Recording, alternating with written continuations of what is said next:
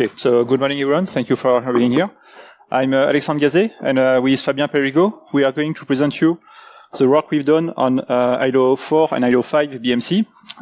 We've done this work with Joffrey Czarny, who could not be there today. What we are going to present you today is kind of a summary of all the work we've done on this subject, on something like 1 year, not full-time, obviously, but still it's a significant effort.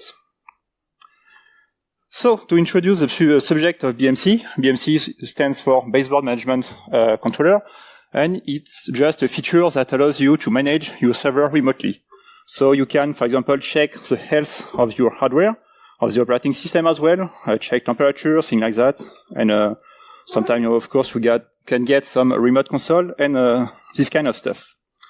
Something to keep in mind is that BMC, actually, it's implemented as an hardware feature. You have a dedicated chip on the motherboard of your server.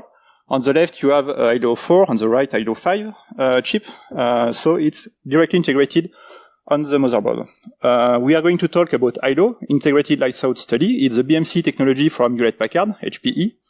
You can find the same, exact same technology from different vendors. For example, Dell has Ilo Rack.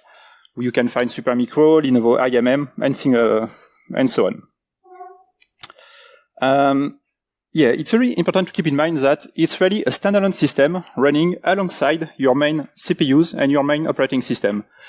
For Ilo chip, it has a dedicated ARM processor, dedicated non-flash chip, dedicated RAM, also dedicated network interface. That's very important.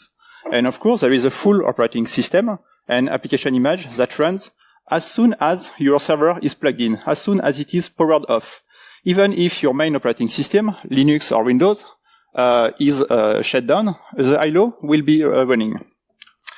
And something important we'll talk at the end of this talk is there is a silicon root of trust introduced with Ilo 5 systems.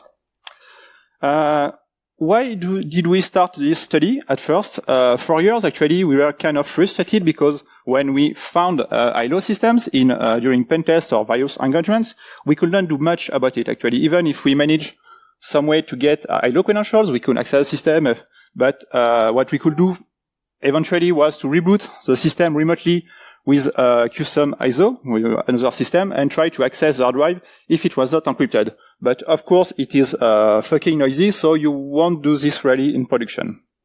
And there was not much things we could do. There was known weaknesses on IPME protocol, the famous Cipher 0 on V1 of the protocol, which basically is a hot bypass. And there's still the kind of weakness on IPME V2, which sends you a hash of the password as a challenge when you try to attempt with a server. So that was the state of the study around these systems when we started.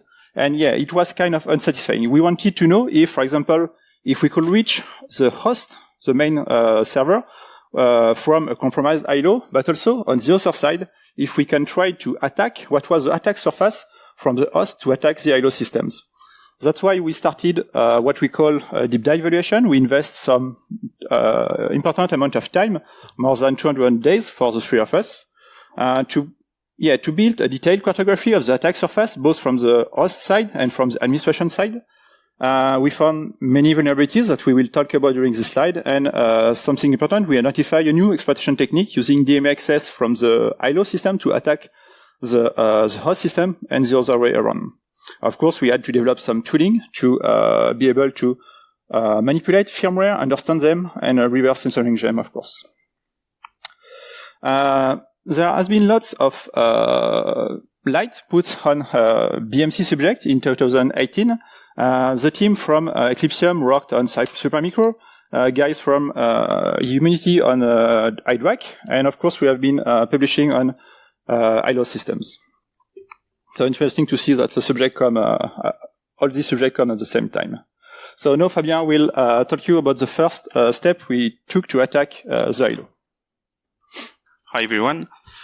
So this study was performed in 3 parts, and I will start telling you about the two first parts. So first one was how can we attack the host operating system from the ILO, and the second one was to check if we can backdoor an ILO system. So how did we start this study? We started by recovering a firmware update for ILO. We studied the file format to understand how it was structured. We extracted all the components of the firmware. So there's a bootloader, a kernel, and a userland image containing various userland processes, also various signatures. We started to analyze the kernel. So the operating system running on ILO is Integrity, which is a real-time operating system developed by Green Hills. Finally, we understood the memory layout of the different userland tasks. So a task in a real-time operating system is a kind of process on a normal operating system. And we developed various loaders for IDA Pro, so you can now just load an ILO task directly in IDA to study it. All the tooling we developed is now available on the Airbus GitHub repository that you can see on the screen. So you can reproduce all this work at home with your own ILO. After understanding how the firmware was structured, we could start to analyze the attack surface. So there are 49 userland tasks running on ILO, and some exposed endpoints on the network interface. So there's an SSH server, a web server, some REST APIs, the ILO virtual media port, which is a port used to simulate the presence of a CD-ROM on the server, IPMI, SNMP, UPnP, etc. And some of these components are fully homemade. For example, the web server and the SSH server are fully developed by HPE and do not rely on open source bricks. So this is quite interesting, and we started to look at the web server to see if we can find some vulnerabilities in it. And indeed, we found one. This is a CVE we found in 2017. It is a pre-authentication, remote code execution, and authentication bypass on the web server component. It has already been fixed by HPE in version 2.53 of HPE ILO 4, sorry. How can it be exploited? Well, if an attacker has a foothold in the LAN or in the DMZ and found an ILO 4 system with a web server running, it can just exploit it to gain remote code execution on the ILO, and then try to pivot to compromise maybe other ILOs, or to try to rebound on the host operating system. We will see later how it can be done. For some technical details, it's just a simple buffer overflow triggerable pre-authentication. It's just a buffer overflow in the HTTP connection header. So you just send a connection header with more than 16 characters and you trigger the buffer overflow. For the technical details, you can overflow a static buffer in the HTTPS connection object. And with this overflow, you can either overwrite a boolean we call local connection, and if you overwrite this boolean, you can simply bypass authentication, and you don't crash the web server, etc. You just have the authentication bypass, or you can try to overwrite the virtual table of the object to gain remote code execution, which is made easier by the fact that there's no ASLR or NX on ILO 4. So when we gain remote code execution on ILO, we wanted to see how we can rebound on the host. So we started to reverse another task, which is the channel interface, which is a task to communicate with the host. And we found that there were mentions of WHEA records parsing, which is a Windows hardware error architecture. So it means that the chief was able to reach the host operating system RAM. So we studied how it can be done, and we reproduced it in a shellcode. And by exploiting the vulnerability in the web server, we were able to access the host main memory. You can find more details on all this stuff on the repository. So a quick demo to illustrate this. We plan to compromise an up-to-date Linux running on the HP server. So we will use the vulnerability in the web server to access the host memory. We will dump the Linux kernel in memory. We will do some recon to find some interesting symbols in it, and then replace some unused function in the kernel, hijack the syscall table to run a shell code, and then pop a shell on the Linux. So let's see how we can do it. So here on the left, you have the attacker, and on the right, this is the Linux server running on an HP server. So as you can see, there's nothing weird listening on the network for now, and the attacker tries to connect to a specific port and can't. So first, we will dump the memory of the Linux kernel. So we will dump approximately 16 megabytes of memory to have the whole kernel image, so we can find some symbols in it. So well, it takes some time. So now that we have the dump, we will search for some symbols. For example, some code we can overwrite, which is not used in the Linux kernel. So we take the serial port handling code. We will then rewrite this code with one of our shellcodes. So as you can see, the simple is quite simple. We just want to execute netcat listening on a port popping a bin bash. And finally, we will patch the syscall table to patch the read syscall entry, so that as soon as read is called, our shellcode is executed. And if we have a look at the server now, there's something listening on the port. And, of course, the attacker can connect and gain the root shell on the server.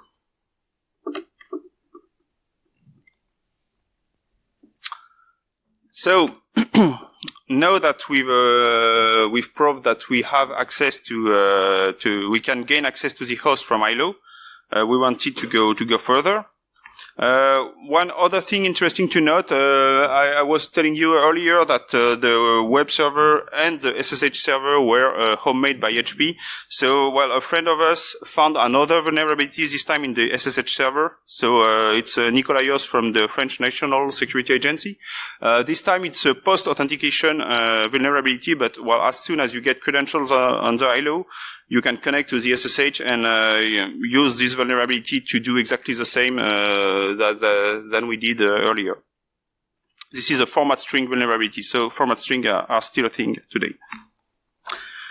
So the next step, we wanted to see if we were able to backdoor the Ilo firmware to gain persistence on the system. So, looking around, we found a module called SPI, which exposed SPI service giving direct primitives to the SPI flash hosting the Ilo firmware. So, what we did was simply in our shellcode invoke the SPI service to directly write backdoor firmware on the flash. So, by doing this, we bypass all the checks which are normally performed by Ilo when you submit a firmware.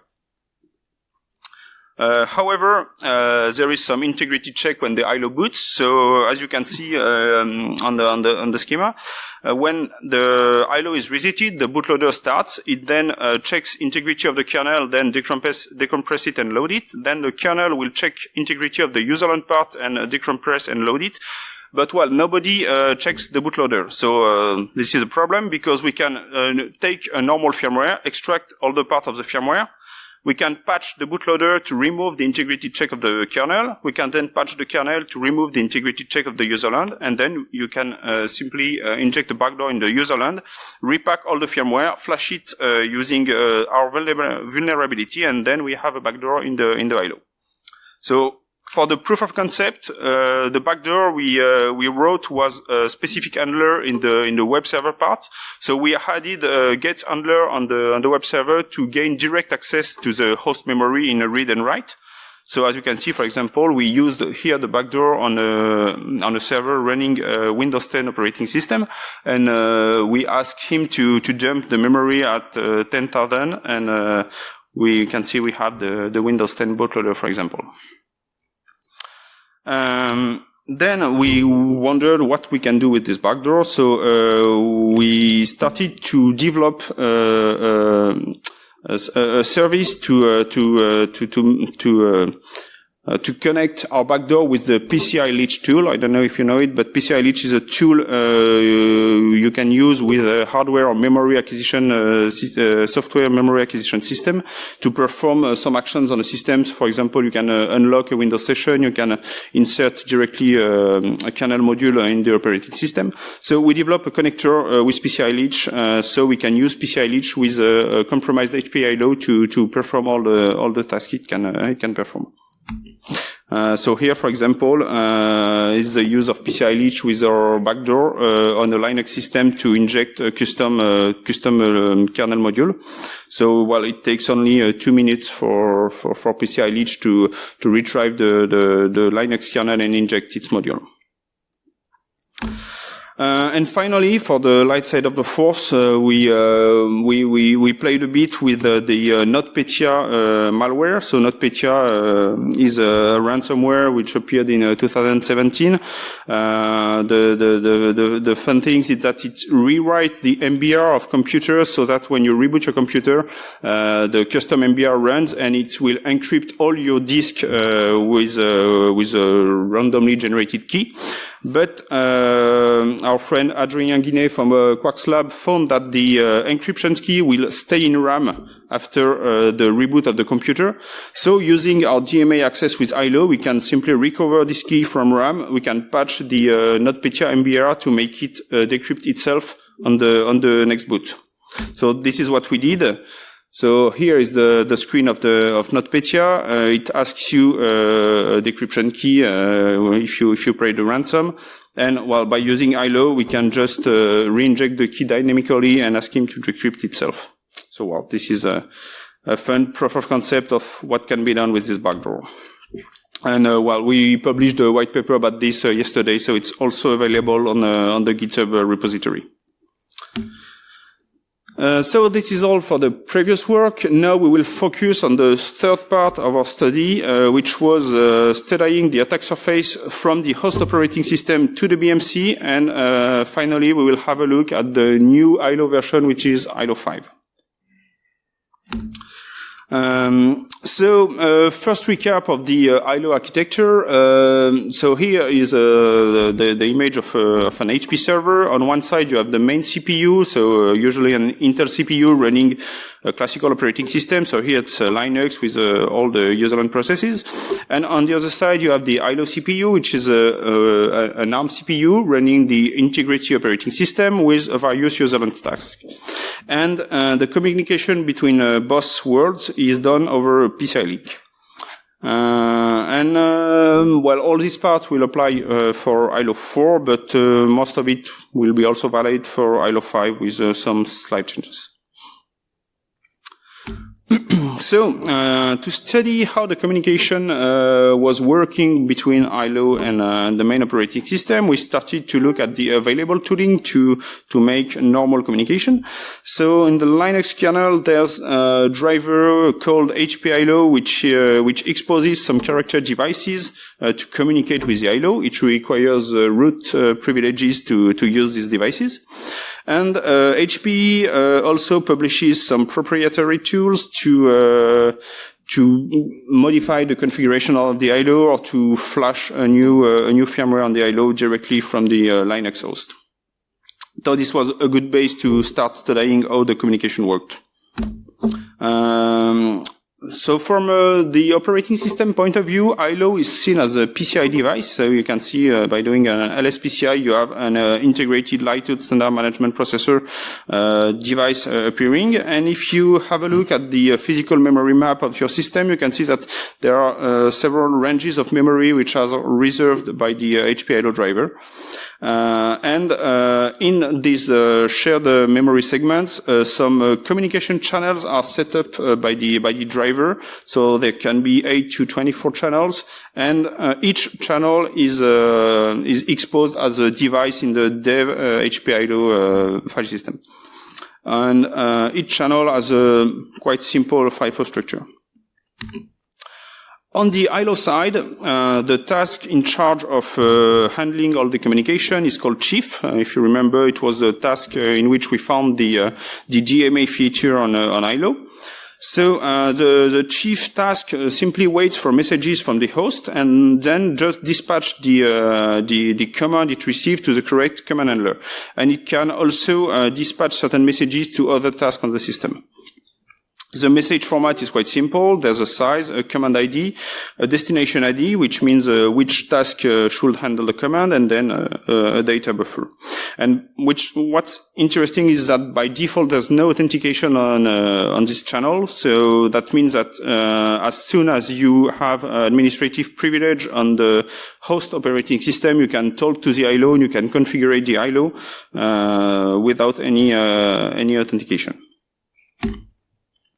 So about the commands you can send to the ILO, there are more than 100 commands which are handled by chief. So, for example, you can get the ILO network configuration and you can modify it, etc. But there are also some dangerous commands. For example, command 70 allows you to dump the ILO EEPROM. The EEPROM contains the factory settings of the ILO, including the default administrator password in clear. And it's quite interesting because usually this password is never changed by the administrators. They prefer to create a new administrator account with a new password. The main reason is that the default administrator password is written on a sticker on the server. So, well, if you forgot the password of any other account, you still have this one to use, so it can be useful. There are other commands, for example, commands 50 and 52 are commands to update the firmware of the ILO. And another command is to create a new account of the ILO. So from the host operating system, you can create a new administrator account on the ILO without any kind of authentication. Well, a quick example on how you can communicate with the ILO with 6 lines of Python. So this example is the command 70 I showed earlier to dump the EEPROM. So you can see in the EEPROM dump you have the administrator username and the default password in clear text. We then focused on the command handling the firmware update. Why did we choose this one? Because it involves complex file format parsing. The firmware update task have to dump or to handle the firmware file parsing. There are various signature checks, so there might be an error somewhere. And if we find a vulnerability in the firmware update mechanism, we might be able to also to install a backdoor firmware on the server. And another point of interest is that this feature is accessible from both the host and the web server.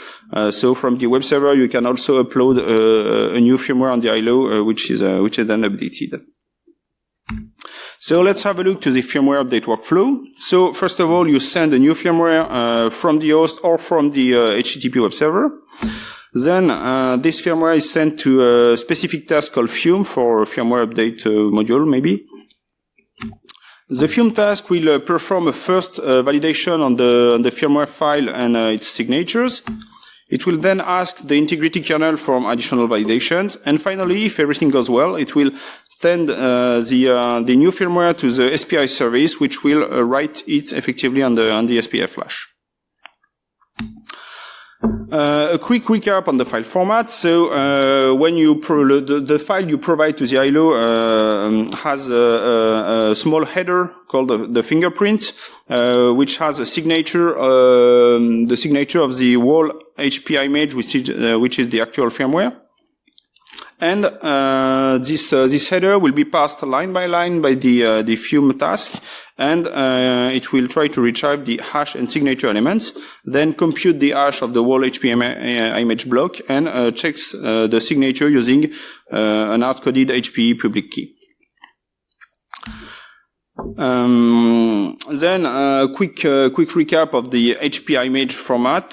So this IP image contains the actual bootloader, kernel, and userland images. So as I said before, kernel and userland are compressed and signed, but the bootloader is uncompressed and unsigned. And during the boot process, bootloader asks code to load and verify the kernel, then the kernel asks code to load and verify userland. but your bootloader is never verified by the boot process. And this is what the kernel will check. If you remember the fourth. Sorry. Well, if you remember the first part here, the Fume will ask the kernel to do some additional validations, and these validation which will be done by the kernel. So the kernel will expose a specific resource to userland task with 10 different command handlers, and the Fume will use the command number 2 to ask the kernel to verify integrity of the kernel and userland images. So the kernel will decrypt the embedded signatures, will compute the hashes and compare them to the decrypted signatures, and it will try to decompress the images if they are compressed to see if the compression is valid. And one important thing also there is that there's a command which can be used to provide a new key to the kernel for verifying signatures, which means that if we have a code execution in Fume, we can just ask the kernel to verify the firmware with a key we control. So, to summarize the signatures verification step in the firmware update, so first, the whole HPE image is verified in the Fume task, then the userland and kernel images are verified by the kernel, and finally, during the boot process of the ILO, the kernel and userland will be also verified. And of course, on Ilo 4, the bootloader is not signed, so we saw earlier that with a single vulnerability in userland, we can write directly bad firmware asking directly the SPI service. Then the bootloader can be patched to avoid kernel signature, kernel can be patched to avoid userland signature, and then we can have a backdoor in a userland task. So now let's check in details how the Fume will do the parsing of the fingerprint header. So as I said earlier, it will read this header line by line to find the hash and signature elements. But we can see somewhere it will call a readline function providing a fixed size buffer on the stack and specifying no size. So that's not always a good idea. What could go wrong here? And as we can see, the line which is read in the header is directly copied in the fixed size buffer without any side check. So there's that's a trivial buffer overflow which is of course exploitable to bypass the firmware validation. So we managed to exploit it. We first wanted to exploit it without code execution because it would be easier. So we thought that we could simply redirect code execution to just bypass the signature validation and then let the process continue to effectively flash the firmware. But there was this second check in the kernel we couldn't bypass this way. So in fact we had to do code execution, which was made easier by the fact that there's no ASLR, no NX in Ilo. So we could simply write a shellcode in our firmware file, which is sent to the service. And as this firmware file is loaded on a fixed, at a fixed address in memory, we can simply jump on the shellcode, and the shellcode will just ask the SPI service to effectively write the firmware on the SPI flash. This vulnerability has been reported to HPE in May 2018. It impacts both Ilo 4 and 5, and well, patches has been made available by HPE in May and June 2018. What's fun is that it has been called a remote or local code execution because you can exploit it either from the host by flashing vulnerable firmware on Ilo or directly from the web server interface. So now that you can see how secure Ilo is, you might want to disable it on your HP server. So, well, one good thing is that if you go to the in the BIOS of your HP server, there's something you can check to disable Ilo. When you reboot the server, you can see it tells Ilo 4 is disabled. You can see Ilo 4 IP disabled. So, okay, I might be safe. But, well, if you try to communicate with the Ilo from your Linux, you can still communicate with it, which means that Ilo is still running, and it can still be joined by the main operating system. The Ilo disable feature is just that it's not reachable from the network anymore, but it can still be reached by the host operating system, which means that you can still be backdoored by an Ilo vulnerability. So now what? We already proved that the firmware backdooring was possible. In the previous work, we developed a backdoor in the web server to install a specific handler to access the host memory, and now we are able to do it from the host, even if ILO is disabled. So, well, as soon as we can compromise a host operating system running on an HP server, we are able to set up a persistent backdoor in the ILO. So now let's see the new work we did on ILO 5. Yes. So ILO 5 was introduced in mid-2017. It was a new generation of server, Gen 10, and it's of course, when it goes out, we wanted to have a look at it and to get an idea about the evolution of the exposed attack surface from ILO 4. Really, it was not a vulnerability research campaign. We wanted to understand what's new on the system, and there was a key feature in it that was really appealing to us. It was a silicon root of trust. So introduced with a new chip, hardware root of trust within. So we bought a new server, a cheap one, and we started to look at what we got. So we identified quickly the two flash for system ROM and ILO ROM, the RAM also, but we had no luck trying to identify the SOC that is used by the ILO chip. We knew it's a ARM chip, Cortex A9, but we had no information about what was its cryptographic capabilities in particular. We suppose the board design has been made by Wistron Corporation due to some documents we found looking for markings on the motherboard. So again, we started doing a firmware analysis to understand its format. So the firmware is 32 megabytes. It's also wrapped into an HPE image sign container. It contains a boot block, the last 10,000 bytes of the firmware. And then we have a list of modules. Each of them is present, there are two copies of each of these modules for fault tolerance when writing in the flash. Each module is described by a header and is also signed, both the code of the module and most of its header. If we look at one of these header, we can find some very specific elements. There's one magic at the beginning, one at the end.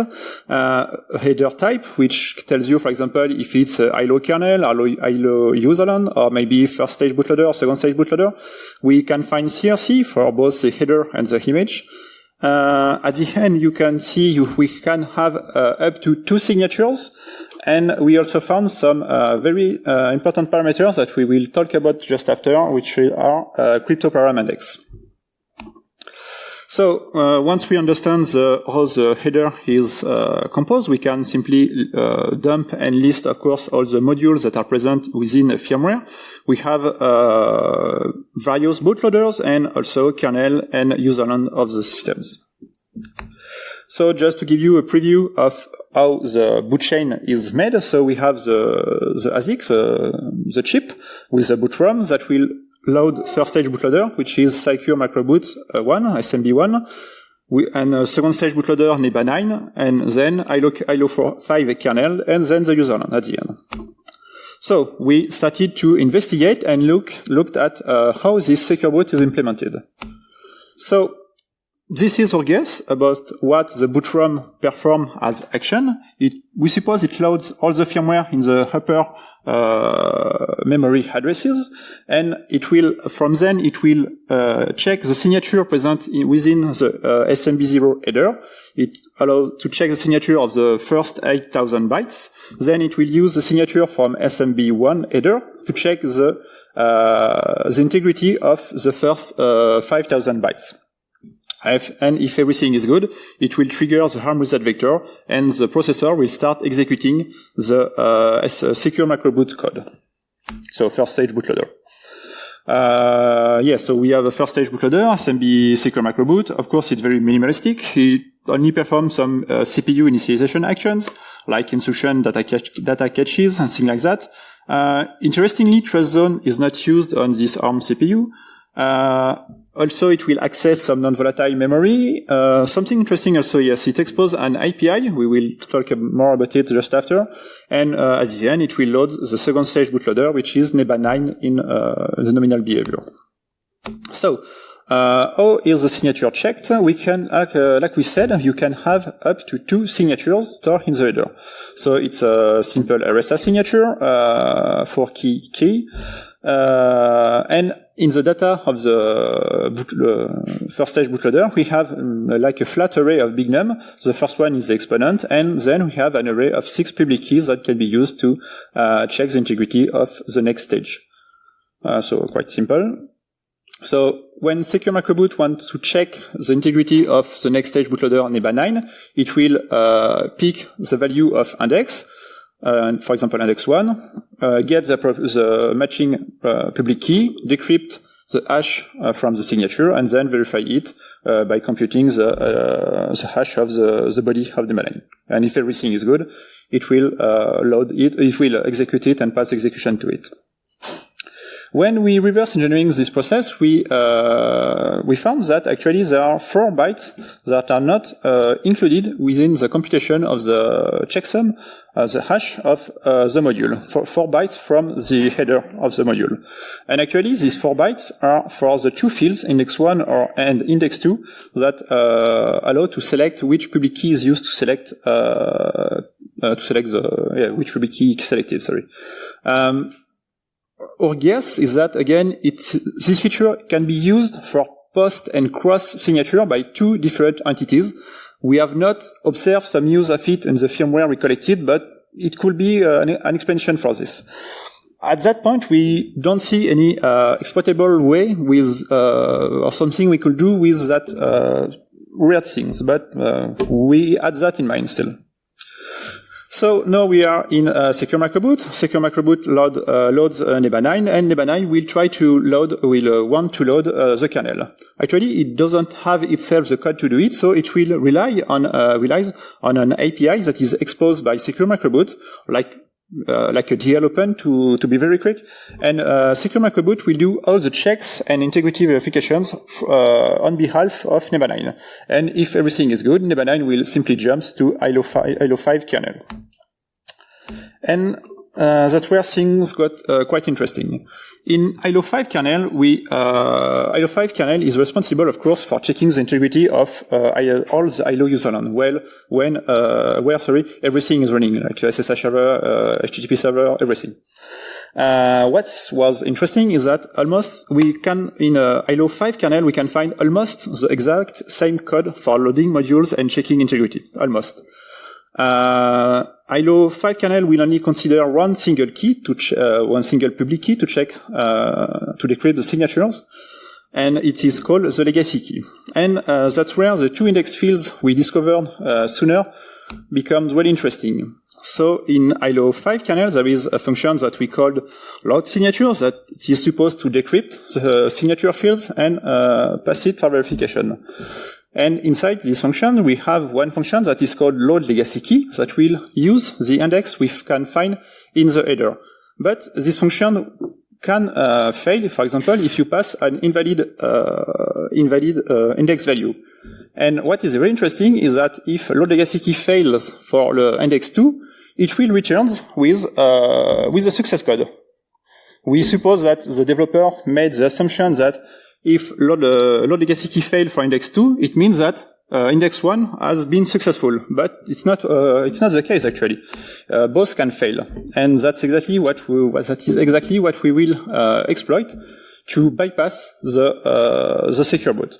And actually, if we do that, the 2 signature fields will be left untouched, and the Ilo 5 kernel, we simply compare the hash value it has computed dynamically with an untouched field that we can modify as we want. So, what we can do is very simple, a bit like what we did with Ilo 4. We will simply extract the firmware, get Ilo 5 userland, decompress and insert any backdoor we want is in it, recompress. We set the 2 index field to rogue value, invalid values, anything different than 1 actually. And then we will update all size and CRCs, of course, compute the cryptographic hash of the role, and simply replace the signature with the value of this hash. And we can use the CVE Fabien just presented to bypass the Fume integrity check to push it into the flash memory and reboot the server. It was almost perfect, but it didn't work. Just we screwed up a little. And the situation we were in, we had only a blinking motherboard. Ilo services seems started but quite unresponsive and broken. The server was not in recovery mode, and we had no way to push a new firmware to restore a clean state. So it was kind of messy, and we needed more information. On Ilo 4, we had some serial output directly from the motherboard, so that's why we tried to find the same feature on Ilo 5 motherboard. So we started probing on the motherboard with logic analyzers, and we quickly found these very useful pins here, and especially the serial output from the Ilo systems. At the same time, we started probing with the flash memory of the Ilo, where Ilo RAM is stored, to directly be able to write into it and flip some bytes or write anything we want if we want to flash a new firmware directly. So, using the serial output directly from the systems, we were able to identify some error code in the kernel and to locate and to understand what we did wrong. Actually, we had a flawed backdoored userland. We had a bad decompression code, which introduced a very late error into the elf parser of the integrity kernel. And but the kernel thought it has been successful in loading the userland, but it was not quite the case. And that's why it didn't pop the recovery FTP server. So we quickly fixed it. We flip a byte within the flash memory to trash integrity. Then Ilo kernel will detect this and enter in recovery mode. We're able to push a new clean firmware, and from there, of course, we fixed our code, and we've been able to push backdoor firmware. And we will show you the demo.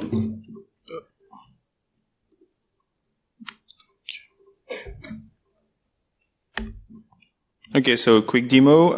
So on the left, you have the serial output. On the upper right, the host operating system, and then the attacker here. So first, if the attacker tried to contact the SSH service, it's a normal SSH running on the HP server.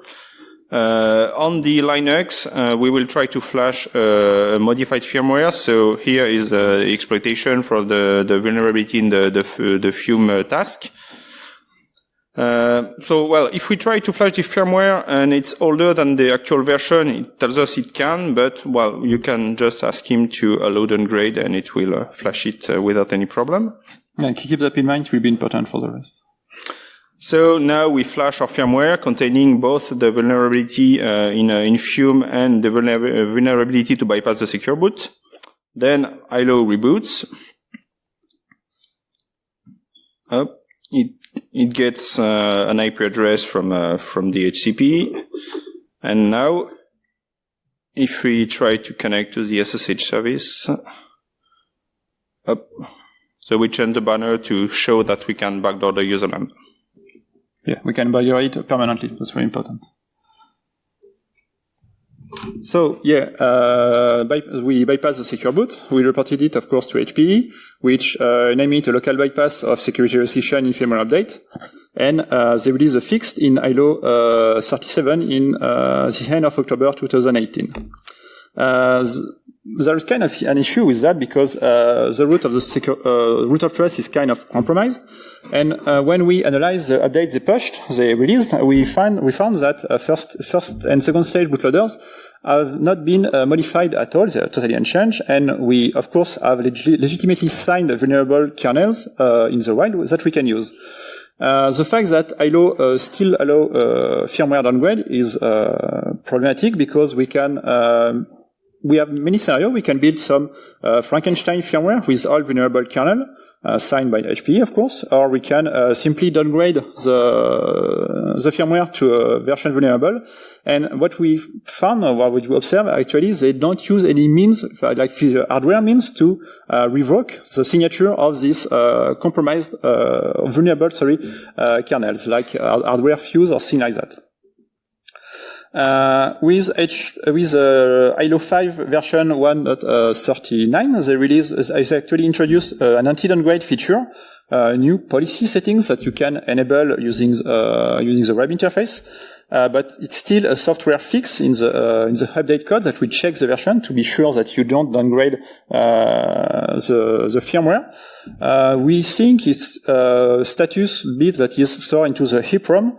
You have no way to from an interface to disable it once you have enabled it, but still it's some software fix. And if you have physical access to the flash memory, or if you can use vulnerability to directly talk to the SPI service and write your own firmware into the flash, you can still bypass the secure boot. So to conclude all this study, we have been able to discover many vulnerabilities that allowed us to really explore all the systems and understand what are the capabilities it offers, especially with its dedicated hardware, like the DMA access to the host and bidirectional channels that can be built upon that. That was very interesting to understand the security model and the threats that pose this kind of feature inside the network.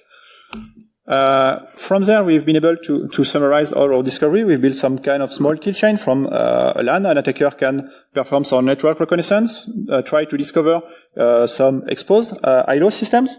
We have some X endpoints on the web server that leak lots of memory, the XML data endpoints. Otherwise, you can do simple banner grabbing. And if your, for example, web server is still vulnerable to the vulnerability represented at the beginning of the talk, it can attack your server from it, and then use the DMA feature to pivot to other hosts. From production network, also, if an attacker is able to compromise, let's say, an exposed services, like an exposed web server, database, or anything, and can access the host from there, then it can access the ILO, from there, then it can pivot through the ILO, and, for example, to pivot through an administration domain, and to attack other servers that would not have been reachable from it otherwise. ILO 5, we have a kind of the same issue, of course. If from production network, we have the same issue, and of course we still have the issue that the secure boot cannot be trusted at that point. So no more from a system point of view. ILO have a very large attack surface, exposed both on the administration and production network, so it's really important. Unpatched systems will really be a mess. It will be a dreamland for lateral movement, really. Network isolation and segregation is a must, but as we saw, it may be not enough because we can build some channel through the ILO.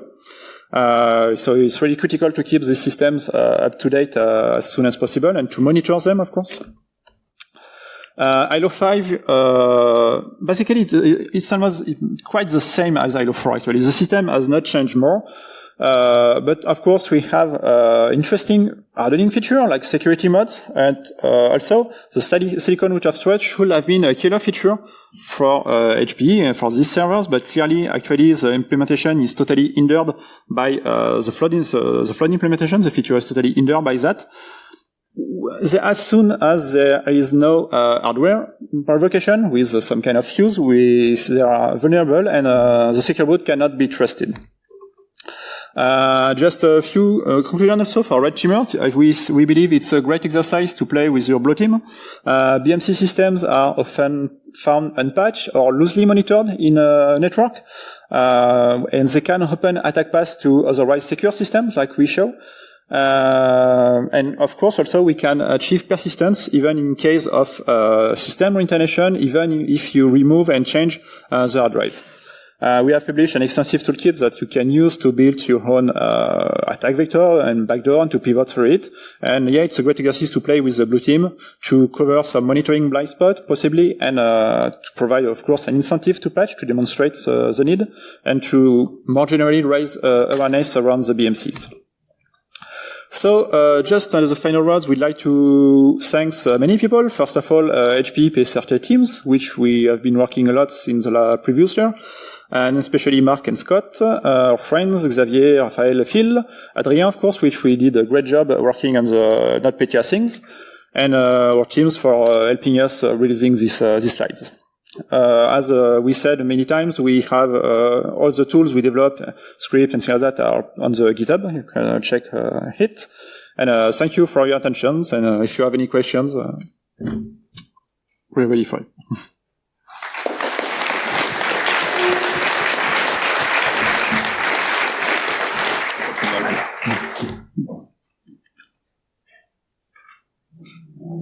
Who wants to ask a question?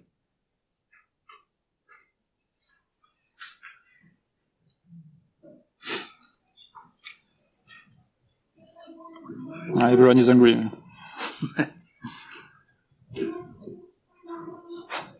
Last chance.